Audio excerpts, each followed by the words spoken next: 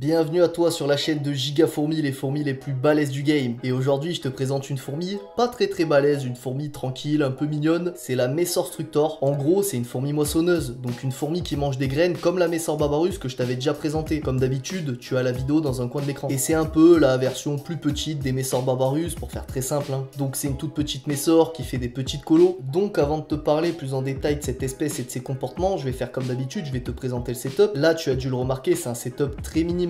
En gros, on a une minière de chasse. Si tu veux la référence, c'est Esthéticant, code promo Gigafourmis, t'as les liens en description. Et on a deux tubes. Alors j'ai plusieurs trucs à dire sur setup. Déjà, ce setup, il faut savoir, au début dans l'élevage de fourmis, tu commences pas avec des trucs extravagants, avec des nids énormes en bois ou quoi, comme je t'ai présenté dans ma dernière vidéo. On commence toujours l'élevage de fourmis avec une petite aire de chasse et un tube. Enfin, je dis petite aire de chasse, mais elle peut être de la taille que tu veux, l'aire de chasse. Mais l'important, c'est de pas leur donner un nid trop grand tout de suite. Parce que c'est vraiment l'erreur que j'observe le plus souvent chez vous ou dans ma communauté. Donc c'est pour ça que je tiens à t'appuyer le fait qu'au début de l'élevage, tu commences avec ton tube et quand tu as les premières ouvrières, tu relis à une aire de chasse pour nourrir tes fourmis dedans. Donc là, tu vois, c'est ce que j'ai fait et puis elles vont rester là-dedans jusqu'à l'année prochaine. Elles ont aussi deux tubes. Alors pourquoi elles ont deux tubes? C'est parce que de base, elles étaient dans celui de droite, celui sur lequel il y a l'étiquette Structor. Donc Structor, tu sais, c'est le nom de l'espèce, Messor Structor. Et j'avais décidé de leur proposer un deuxième tube parce que dans le premier, il y avait plus d'eau. Et comme je vous disais souvent dans mes lives, il n'y a pas besoin de déménager de force tes fourmis parce que souvent les débutants, vous êtes très pressés, vous forcez aux fourmis à déménager. Le mieux, c'est que tu leur proposes un deuxième environnement et s'ils présentent des meilleures conditions pour tes fourmis, tu sais, de la pénombre, de l'humidité, une meilleure chaleur, et ben tes fourmis vont aller toutes seules dedans. Alors parfois ça prend du temps, faut savoir que cette colonie là, elle a mis environ 3 semaines pour déménager dedans, mais un matin je me suis levé et elles étaient dedans, j'ai rien eu besoin de faire. Et si tu regardes bien, elles occupent les deux tubes au lieu d'en occuper un seul. Elles ont décidé de mettre l'arène que tu vois ici et le couvain, donc le couvain c'est l'ensemble des œufs, des larves et des nymphes, dans le tube qui est humide parce qu'on a une réserve d'eau, ce qui fait qu'il y a de l'humidité. Et ce qu'elles font, c'est qu'elles occupent aussi le deuxième tube pour stocker leurs graines dedans. Parce que les fourmis de type Messor, dans leur nid, elles ont des pièces dédiées au stockage de nourriture qu'on appelle les greniers. Et du coup, elles préfèrent utiliser le tube qui est au sec pour stocker leurs graines parce que sinon elles peuvent germer. Maintenant que je t'ai présenté un peu leur setup et ce qui s'est passé au niveau des déménagements et de l'organisation, je vais te parler un peu des origines de cette colonie et de ses comportements que j'ai observés que j'aime bien. Alors déjà, pour le commencement, ce n'est pas moi qui ai fait fonder cette colonie. Faire fonder, ça veut dire qu'à partir de la reine, tu mets au monde les premières ouvrières. Enfin, c'est pas toi, mais c'est la reine, tu m'as compris. Celui qui s'est occupé de ça, c'est Fourmi Masqué. Je t'en ai déjà parlé dans une de mes dernières vidéos. C'est un ami à moi avec qui je travaille et c'est lui en l'occurrence qui a trouvé cette reine et qui l'a fait démarrer, puis après il me l'a donné. Tu vois, on est potes, donc entre nous, un coup moi je lui donne une fourmi, un coup il m'en donne une, on fait des échanges comme ça. On se fait tourner un peu les espèces. Et du coup, cette reine, elle a été trouvée dans le sud de la France, nous, on est sur Montpellier. Messor Structor, faut savoir que c'est une fourmi qu'on retrouve dans tout le sud de l'Europe à peu près. Au niveau des comportements, j'ai remarqué qu'elles sont quand même assez actives malgré la taille de la colonie. Ce qui est marrant, c'est que j'ai maintenu pas mal de Messor Barbarus et même quand elles ont une taille similaire à ces Messor Structor, elles sont quand même moins actives. Moi, ces Messor là, dès que je leur donne un insecte, tu le vois dans la vidéo, elles bombardent dessus, c'est assez impressionnant. Après, il faut savoir que d'une colonie à l'autre, d'une même espèce, les comportements varient un peu, ce qui fait que des fois tu vas avoir des colonies plus voraces que d'autres alors qu'elles sont de la même espèce et qu'elles ont le même nombre d'ouvrières. Le petit projet que j'ai avec cette colonie, on verra ça l'année prochaine, mais ce serait de lui ajouter d'autres reines Messor Structor, parce que là actuellement tu vois qu'il n'y a qu'une reine, mais cette espèce de Messor elle est polygyne. En fait dans la nature tu as des nouvelles reines qui viennent de se reproduire, qui vont se faire adopter par des colonies déjà existantes, ce qui fait que tu auras plusieurs reines dans la même colonie, et j'aimerais bien qu'on fasse ça sur la chaîne, donc on verra sur les essaimages de l'année prochaine si j'arrive à trouver des reines, et puis bien sûr on fera suivre ça en vidéo. Donc moi je vous tiendrai au courant l'année prochaine. Bien sûr, si tu ne veux pas manquer ça comme d'habitude, abonne-toi à mon compte. Et écoute, c'est tout pour cette petite vidéo, c'est assez rapide mais c'est une petite colonie, tu l'as bien vu, donc il n'y a pas énormément de trucs à raconter pour l'instant. Donc je te dis à la prochaine, je vous fais des gros bisous,